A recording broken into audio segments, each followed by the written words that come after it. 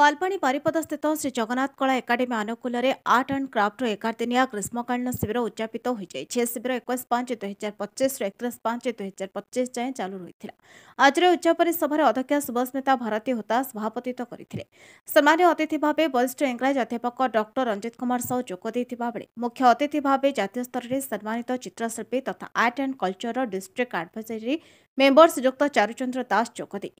वक्तव्य विभिन्न उपदेश पिलामानंकु देइथिले। शिविर में प्रदर्शित समस्त आर्ट एंड क्राफ्ट बुली देखा सहित अंशग्रहण कर समस्त पिलांकु सर्टिफिकेट सहित मेडाल प्रदान करते। आज सभा ट्रस्टी राकेश कुमार बेहरा अतिथि परिचय प्रदान करथिबा बेले ट्रस्टी सुभाष चंद्र राउत धन्यवाद अर्पण करथिले। आपण मानक अवगति मते जगन्नाथ कला एकाडेमी रे वर्तमान आर्ट एंड क्राफ्ट सहित शास्त्रीय नृत्य आधुनिक नृत्य कंठ संगीत संघ को योग क्लास आजिकार उद्यापन उत्सव उपलक्षे आयोजित सभा कार्य को आर्ट एंड क्राफ्ट प्रशिक्षक चिरंजीव साहू प्रकाशिनी साहू परिचालन में सहयोग करथिले।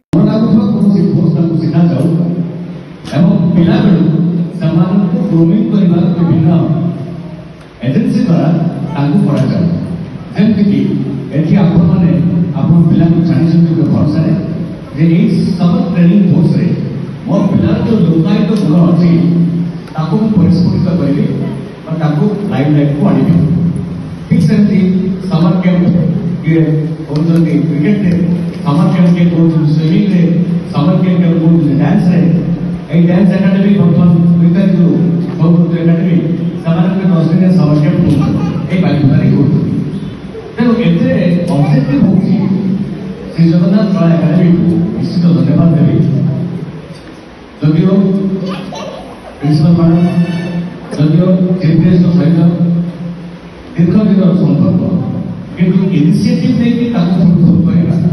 ये बड़ा चैलेंज हम समस्त तो देखिए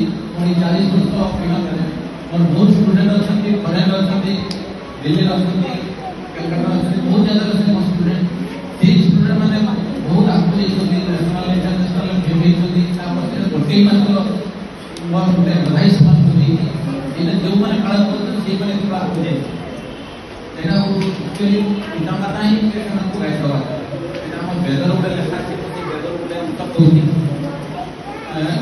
आगे तेणु चारू सर को बहुत बहुत धन्यवाद दूसरी कारण मंच जो आज जो कलार जो आप समस्त जानते जो सामर्थ्य हो सामर्थ्य जो पिला आज किसी सब समस्ते देखिए समस्ते जानवे बर्तमान अनुरोध कर विशेष अतिथि श्री डॉक्टर रंजित साहू महोदय से धन्यवाद सभा उपस्थित रही